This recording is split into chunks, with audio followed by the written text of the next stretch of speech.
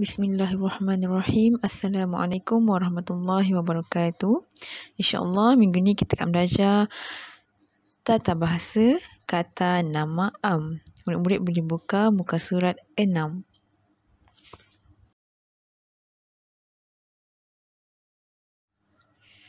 Minggu ini kita akan belajar tema yang sama, iaitu tema kemasyarakatan, iaitu jiran tetangga. Kemahiran yang akan kita gunakan adalah memahami dan menggunakan kata nama mengikut konteks tidak formal. Cikgu harap di akhir pembelajaran nanti, murid-murid dapat membina 5 ayat menggunakan kata nama am dengan betul. Baiklah, sekarang murid-murid boleh buka buku teks Bahasa Melayu muka surat 6. Jika murid-murid lihat pada muka surat 6, terdapat 2 situasi di dalam petikan. Situasi pertama dan yang ini pula situasi yang kedua. Baiklah murid-murid, aktiviti pertama kita adalah membaca petikan pada muka surat 6. Tajuknya, Yang Tua Dihormati, Yang Muda Disayangi. Cikgu akan membacakan petikan ini. Hadif dan adiknya, Aina, berbasikal untuk pulang ke rumah. Mereka dari kebun komuniti. Situasi 1.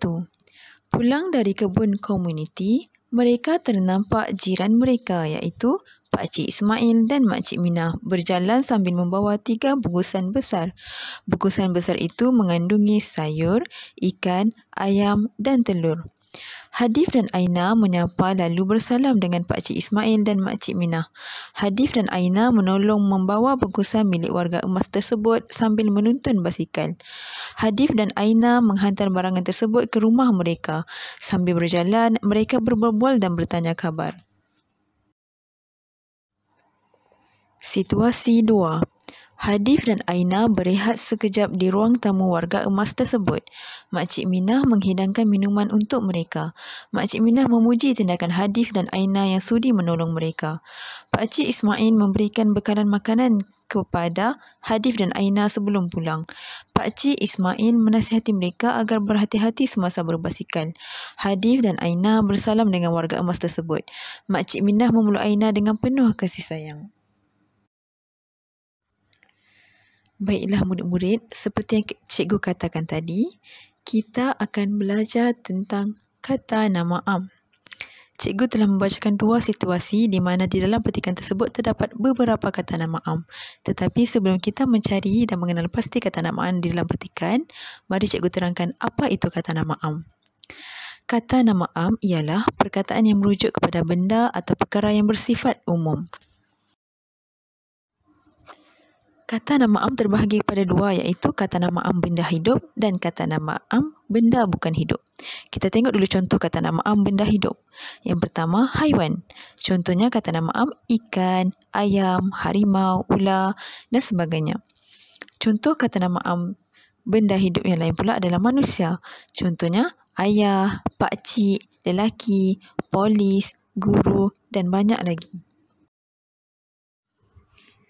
Sekarang mari kita lihat contoh kata nama am benda bukan hidup. Yang pertama, tumbuhan. Contohnya pokok, rumput, sayur, betik dan banyak lagi. Yang kedua, benda. Contohnya pasir, radio, rumah, pen, buku dan sebagainya. Yang ketiga, tempat. Contohnya pejabat, sekolah, kampung, bandar, pulau dan banyak lagi. Aktiviti seterusnya adalah mengenal pasti kata nama am yang terdapat dalam petikan.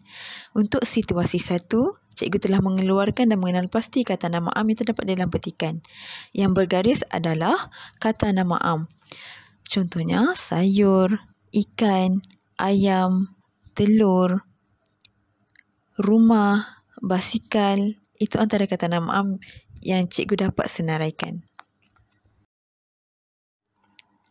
Seterusnya, situasi 2, cikgu nak minta murid-murid mengenal pasti dan mencari kata nama am yang terdapat di dalam petikan.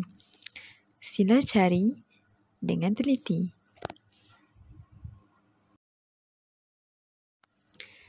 Baiklah, tugasan untuk minggu ini adalah senaraikan kata nama am yang terdapat di dalam petikan. Murid-murid boleh pilih sama ada nak buat peta minda atau peta buih untuk menyenaraikan kata nama am tersebut.